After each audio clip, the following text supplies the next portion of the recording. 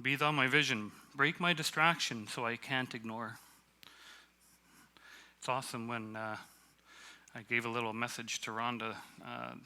What day was that? Monday? Tuesday? And she picked that song. It's just awesome. Works perfect for today's sermon. If you guys don't know me, I'm Ryan. I've been on and off here for quite a while.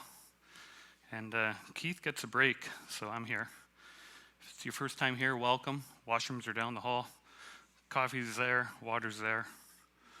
And I put my water somewhere, but I don't know where I put it. If you see a McDonald's coffee cup, it's mine. Oh, someone's pointing down. No, but that's okay. Talking about time today, I don't know if you noticed those quotes. There was a few of them. I like the Dr. Seuss one. How did it get so late so soon? It's night before it's afternoon. December is here before it's June. My goodness, how the time has flown. How did it get so late so soon? Thanks, Abel. Autocorrect did not like floon. I had to change that about 3 times.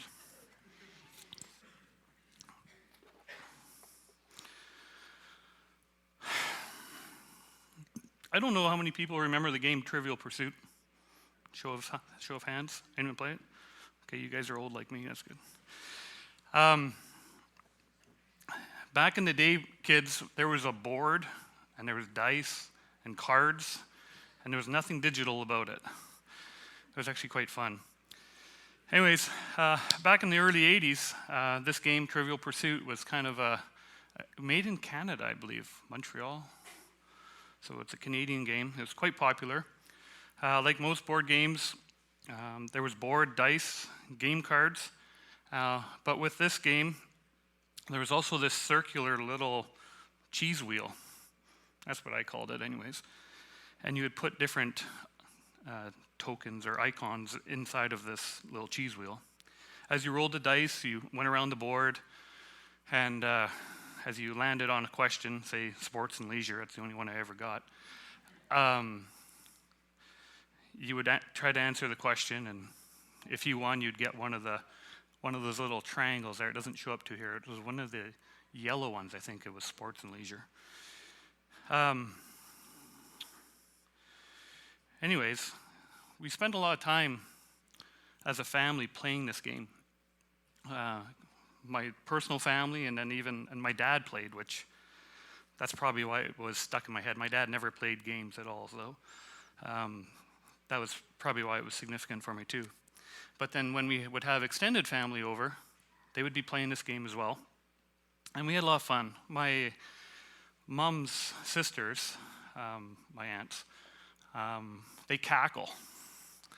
So if they were answering a question, or if they got it wrong, or they misunderstood, there was lots of laughter. Lots and lots of laughter. Just crazy amount. That's probably what I remember most. Anyways, we were playing along one time, still in one of those things that floats in the back of your brain. And we're playing along, everyone's having fun, there's laughter, like I said, cackling from my aunts, one particular aunt, Auntie Barbara. I can say that because she admits she's a cackler. She laughed so hard she laid an egg once, that's the family joke. Story for another time, but it's pretty funny. Anyways, we're going along, and I wasn't going to say who it was, but I'm going to say who it was because she's actually really good at this stuff now, so I'll give her the credit. And it was my sister. She had this ability to read forever, 6, 8, 10, 12 hours a day.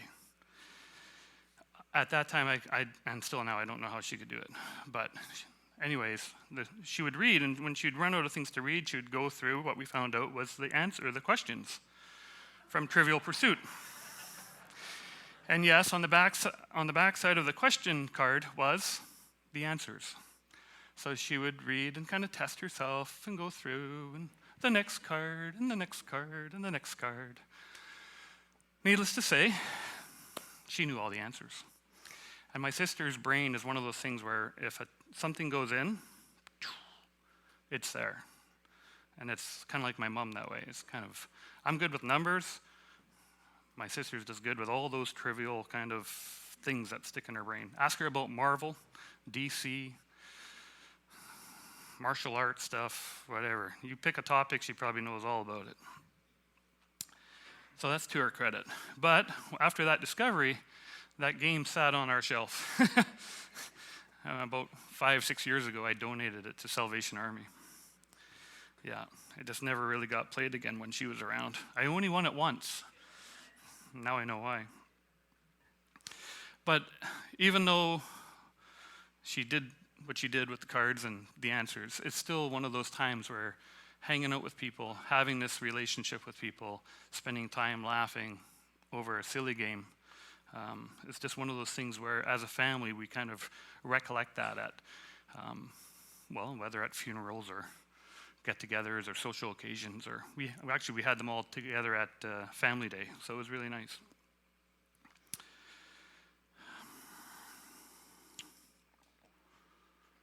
Let's see if we can talk about this. So if you haven't figured it out, what I'm trying to talk about today is, instead of Trivial Pursuit, like this game, trying to talk about something called Timeless Pursuit.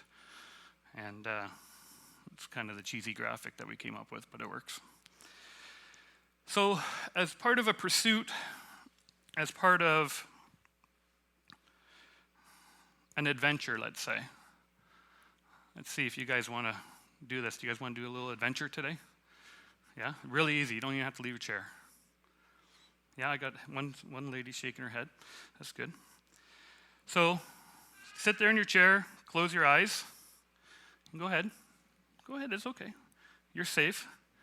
Now picture, if you will, with your eyes closed and your memory palace, your memory bank opened, recall a moment in time, one of your most enjoyable moments. What were you doing? Were you with someone? Was there joy in that moment? Think about that for a couple seconds.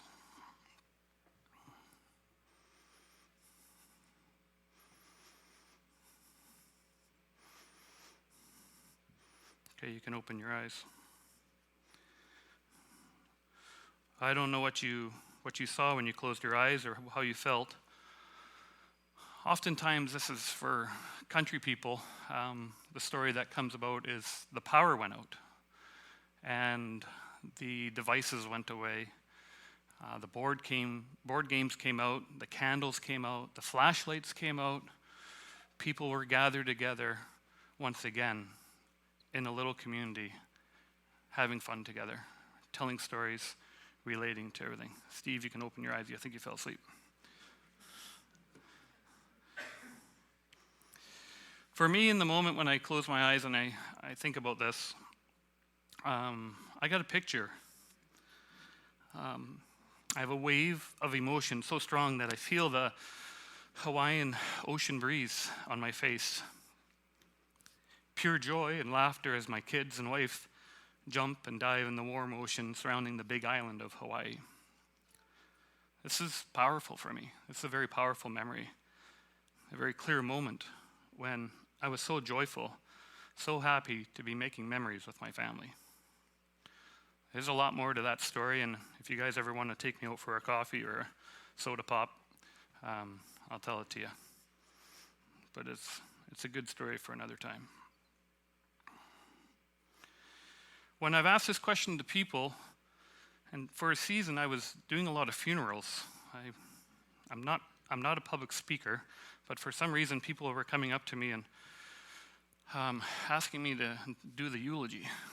And it was sometimes for people I didn't really know. Seems odd, and it was odd, but I was doing it. And so as I was asking to kind of, get some background story and listen to the people and listen to the stories, there was just a real habit, a real significant story that was always being told. They were told about not what they watched, not what thing they bought, but it was, if they did buy a thing, it was around the story behind what they bought. It was about the story behind going somewhere. Fishing stories, hockey stories, laughing together, hard times, but there was still something joyful in those hard times. timeless memories that warm the heart, and in some cases, in most cases, they transform the lives of those people, even long after those moments happened. There seems to be a real connection between the memories and then the depth of the relationship. It's quite an honor to get to do all those eulogies for those people. And often there was tears, but often there was laughter.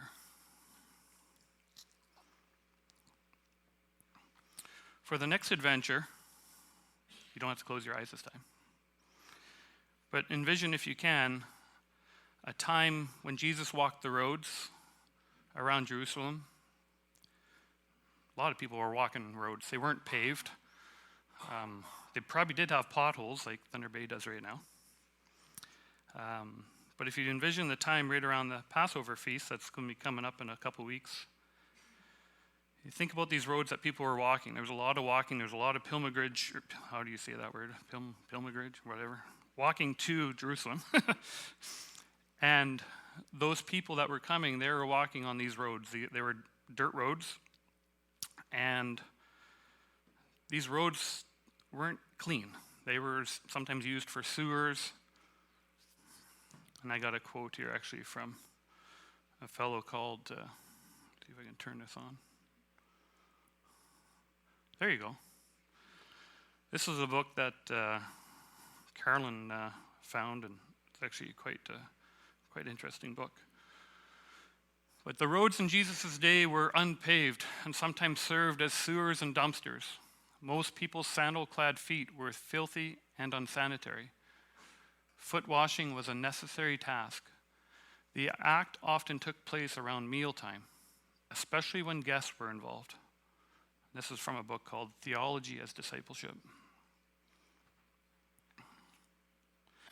If we go and look at the passage in the book of John, this is kind of what was happening here. Jesus knew that the Father had put him in complete charge of everything, that he came back from God and was on his way back to God. So he got up from the supper table, sat aside his robe, and put on an apron. Then he poured water into a basin and began to wash the feet of the disciples, drying them with his apron. Now, if you've been a churchgoer for a while, you've probably have read this multiple times. Doesn't mean the point is still there to kind of bring out and talk about here, especially in light of how gross these roads were and the real practical necessity to have your feet washed. But we can still ask the question, what was Jesus doing here? Foot washing was like a trivial thing, a normative thing, something that the homeowners or the guests did themselves. If the homeowners were well off, they would have their servants wash the guests' feet.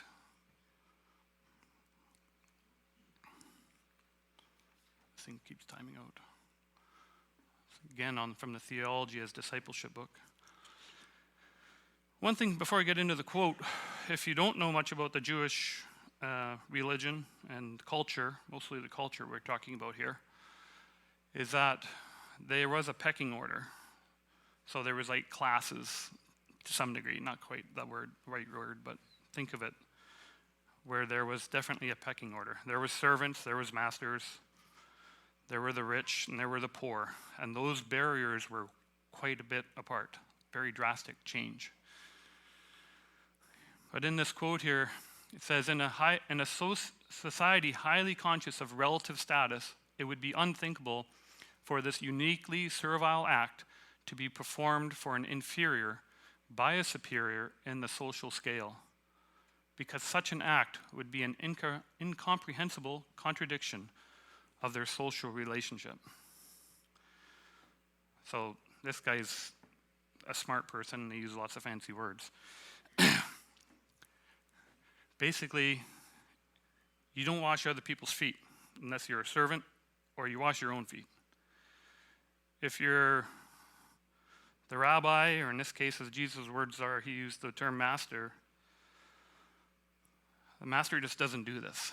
This was a very symbolic, very huge act that Christ was doing here. So much so, I'm not going to really talk about it, but if you read, and you're welcome to read all of chapter 13 from John, Peter gets quite excited about what Jesus was trying to do here. You're picking up the rest of the story after Jesus has washed their feet. And I don't have these in red letters. There's a song I'm going to play later called The Red Letters. The red letters are Jesus' words. If you're old school, you may have an old red letter Bible edition. But anyways, here we go. Then he said, Jesus, do you understand what I have done to you? You address me as teacher and master, and rightly so. That is what I am.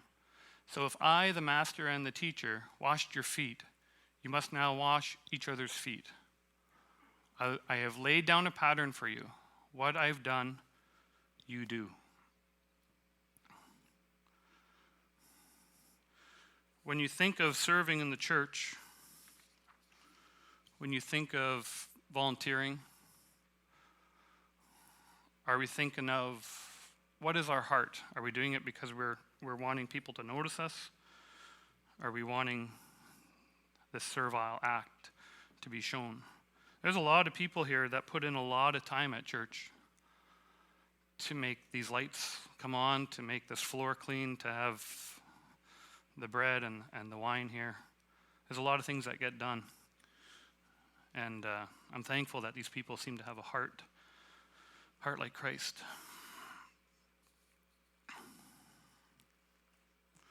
Because Jesus knew that he was on his way back to God, this was a great opportunity, this whole trivial, normative thing, this foot washing time. Kind of disgusting too, to be honest with you. But he wanted to set an example.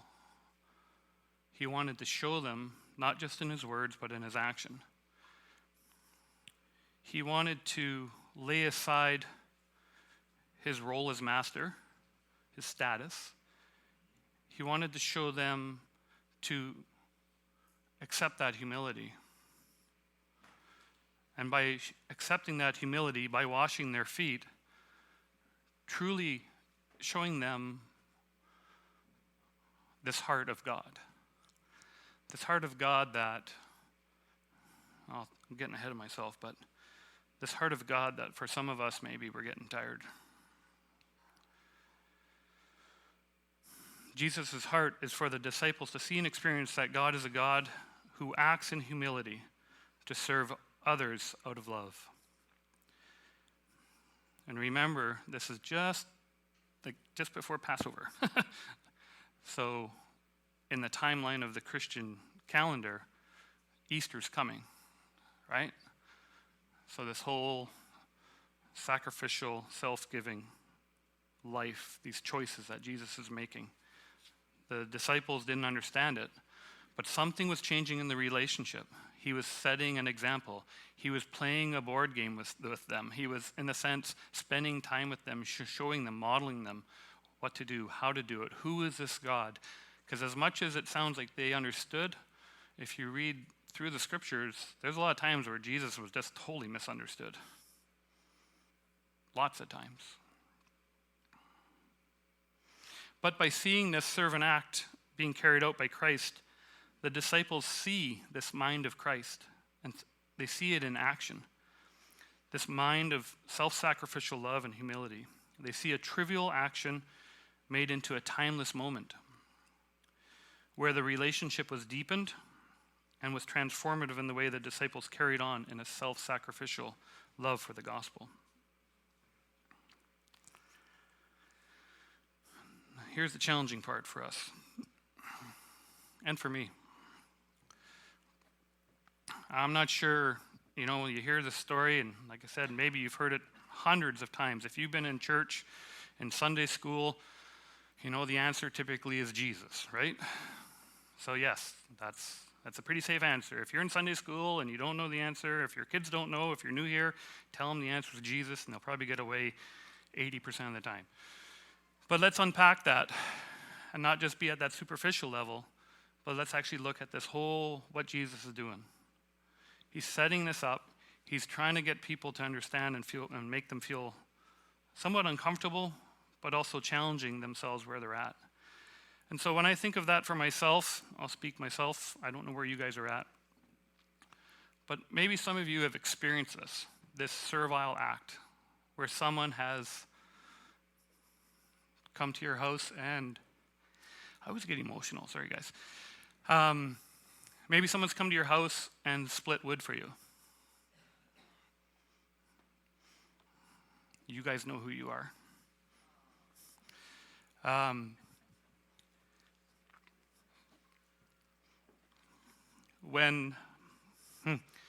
It's funny. I'm going off notes, so. I was sharing this, kind of what I was thinking with a coworker. And he's not a Christian fellow. He's struggling in life, but he's trying to do what he can. And I was just kind of processing this out loud and thinking he might want to hear this. I actually invited him today. I don't see him. He said he wasn't coming. If you're here, you know who you are. I don't see him. Anyways, one of the stories I shared, I said to him, when people do these servile acts, these things, and I've experienced a lot of them in my life. And there was a time when we were going through the throes of cancer with Samuel.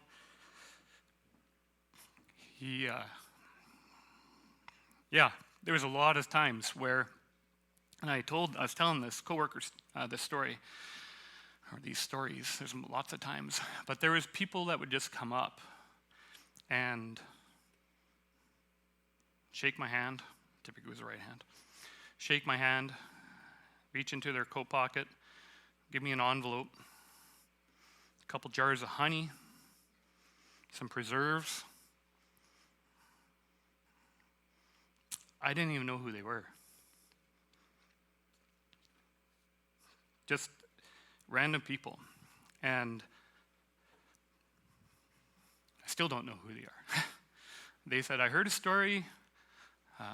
Carolyn was doing a lot of Facebooking at the time, telling the story of what was going on with Samuel as we're fighting through cancer. And people just were coming up, pulling up the driveway. And it was normally the same thing. I heard something, not sure what you need, but here you go, I'm so-and-so. I'm like, okay, I don't remember your name. Yeah, Here's this envelope. Here's some preserves. Here's a casserole. We're praying for Sammy. So, don't get swayed by my tears. Those tears are just real tears based on my story. Based on my story of how Jesus just continued to show this foot washing in real practical ways in my life and in the life of my family. But maybe where you're at today, maybe you're not feeling that. Maybe you've never experienced that foot washing, that servile act. When I talked to my coworker about this, he admitted, he's not a Christian like I said, but he admitted that, yeah, I've been blessed. I've had opportunities. He didn't use the word blessed, but there's things that have happened in my life that I shouldn't have been, that I didn't deserve. But maybe some of you don't feel that way. Maybe you're angry with him, angry with God, angry that you haven't felt this experience. Maybe you're at a place where, I'll be honest, maybe you just don't care. It's a hard place to be, but it's real. Sometimes you may even wonder, what the heck are you doing in church? That's a real thing too. Why are you coming? You sit here, maybe in a different chair. Now we got padded chairs. It's kind of cozy. But maybe these are just questions that you have to ask. Or maybe you've been a long time churchgoer and now you're just tired. You're tired of these stories. You're tired of what people like me are trying to talk about on Sunday mornings. I got 2 ears. If you ever want to yell at someone or be frustrated or curse, I don't judge that. I don't care. If you need a set of ears, I've got 2. I know there's a couple other people here, probably more than a couple, that would love to listen to. Whatever you got going on, wherever you're at, whatever these questions, keep wrestling with this. Whatever you get distracted by, whatever you get overwhelmed, or you start thinking about, oh, church this and that, and this coffee tastes like this, and blah, blah, blah, all these things that we want to throw in as excuses. I brought my own coffee. No judgment on this coffee. I drink decaf. And don't judge me for drinking decaf, you coffee snobs, you. We have former baristas in here, so I got to be careful what I say. But seriously, if there is a place that you need to yell and curse and God doesn't seem like he's listening, find this community. I was sharing earlier in a meeting, just talking about challenges and strengths and all those things. And the thing that healed me and brought me through pretty dark times in my life was this community. I'm looking at everybody. I don't know if I can make eye contact with everybody, but there's a lot of people that just, like I said, brought me envelopes, preserves, jam, honey, and lots of casseroles. I did learn how to cook our chickens, which was a good thing. Find someone, talk to them. If you're finding yourself, in the next couple of weeks, we're going to be talking about Easter, and that is an amazing, amazing. People love to talk about Christmas because they're getting a present, but there's a certain present that we got at Easter, and dig into the stories. Pick up the Bible, pick up a different translation. These are from the Message. It's easier to understand. It's not King James or New King James or NIV or TNIV, all these different things. Pick something up. It's free on your phone. Pick it up, select your version, find one you like, read the words of Jesus. If they're in red letters, you know they're Jesus' words. Take the time to get on this adventure before you just end up being distracted by all these trivial things that we seem to get our minds wrapped up in. One of the things that I think about, I do a lot of thinking, it sounds like. I'm really not that profound. I have shifted some things in my life, but that's a story for another time, but I have been trying to be more discerning and taking some more time to think through these issues. One of them has been the next slide, which is this one. And so when I'm thinking about, instead of just doing the good thing, now I'll go back to that quote of Bruxy Cavey. If you guys don't know who Bruxy Cavey is, he's got it's like an online church. I don't know where it went. Anyways. Can you go back to the first one, Brad? Wherever he is. The first Bruxy Cavey question. If you never have enough time to do the things you know you should do, then something that you're doing is outside the will of God. That quote, that's actually from a sermon that I listened to from 2007. I went old school. But that quote, and then just some dialogue with some peers, trying to think the difference between the good thing and the best thing. And when I think of the best thing, one of the scriptures that comes to mind is this. Go back to that other. Yeah, boy, you're right on the. Awesome, Brad. Thanks. So this is what I'm trying to do, guys. I've been invigorated, and I've taken some time to wrestle with this. It's probably a few years in the process. I'm a bit of a slow processor. But this is something I'm trying to really wrestle with. God's kingdom is like a treasure hidden in a field for years and then accidentally found by a trespasser. The finder is ecstatic. I love that word. What a find. And one thing, if you're reading scripture, if you read it in a boring, monotone voice, it's boring, monotone. One of my teachers way back when, we were reading the book of Revelation, and we were yelling it. He said, yell it so loud that the classroom downstairs and about 150 feet away is going to come up and complain. And we did. He gave us permission to yell out scripture, so we did. It was fun. And I remember it. One of those memorable moments, right? So God's kingdom is like a treasure hidden in a field for years and then accidentally found by a trespasser. The finder is ecstatic. What a find! And read it. You go ahead, read it that way to yourself when you're reading. And proceeds to sell everything he owns to raise money and buy that field. Or God's kingdom is like a jewel merchant on the hunt for excellent pearls. Finding one that is flawless, he immediately sells everything and buys it. This is where I'm at. Maybe some of you are too.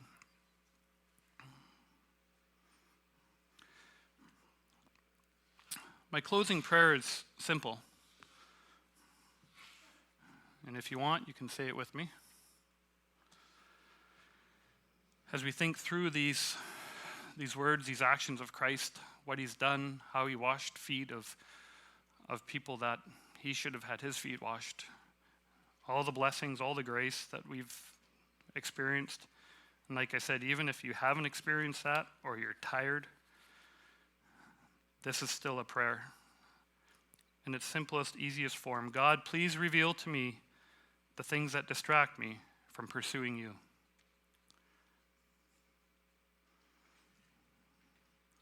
God, please reveal to me the things that distract me from pursuing you.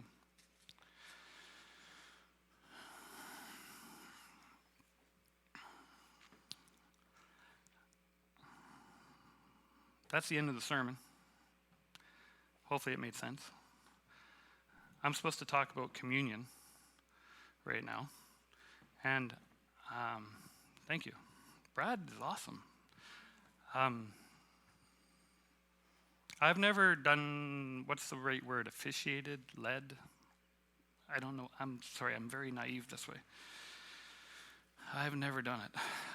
Keith asked me a while ago, Pastor Keith asked me a while ago to do it, and I said no. And he said, okay. But I was kind of a bit more emphatic, is that the right word? I was like, nope, I'm not doing that. Not at all. I think I shocked him. He was meekly saying, okay. Like I said, I've been taking some time to discern these different things in my life. And so I was thinking about that. I was thinking about my response to officiating or leading communion. And I had to come up with, why did I say no so quickly? Oh, this is a part of me, and it may not be for everyone, but this is just a part of me. Since I was young, blood, human or animal, I know technically we're animals, but human or animal has always been significant to me. Growing up in a country setting, there were animals that were raised for meat. At that time, I did not enjoy processing of the animals. That's a fancy way to say. Maybe it was me, could have been. Maybe it was the environment or the methodology that was used or done. Ironically, later in my life, I raise birds of my own, and I hunt big game when I can, so I've shot moose and killed a lot of chickens. Processed, sorry. Don't use the word killed. People might get offended. But there was a way that I felt that I was able to change the methodology or the environment for that. And so that was just a process that I had to work through. Also, when it comes to human blood, there have been numerous vehicle accidents that I've either volunteered at or been the only one on scene to administer first aid. And sometimes there was blood involved, sometimes a little, sometimes a lot. And so when it comes to blood, it resonates with me. So anyways, taking time to discern where my answer came from, saying no to Keith. I had to think of these experiences and the significance of blood to a living animal, human or animal. And then think of Jesus' blood being spilled out and even the bread being broken. I had to think about that on how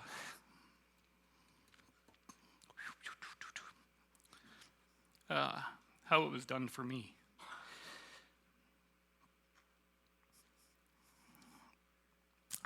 There are times, I'll just be honest, there are times when I don't feel worthy.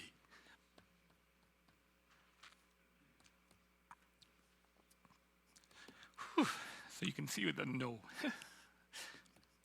So if you guys notice me in the future not taking part of communion, now you know. And I'll just put a little disclaimer there.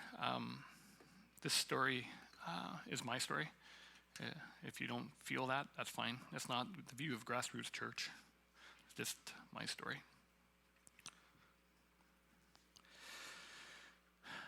But we can read the story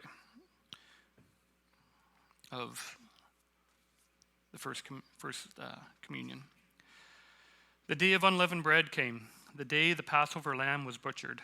Jesus sent Peter and John off, saying, "Go, prepare the Passover for us, so we can eat it together." They said, "Where do you want us to do this?" He said, "Keep your eyes open as you enter the city. A man carrying a water jug will meet you. Follow him home. Then speak with the owner of the house. The teacher wants to know, where is the guest room where I can eat the Passover meal with my disciples? He will show you a spacious second-story room, swept and ready. Prepare the meal there."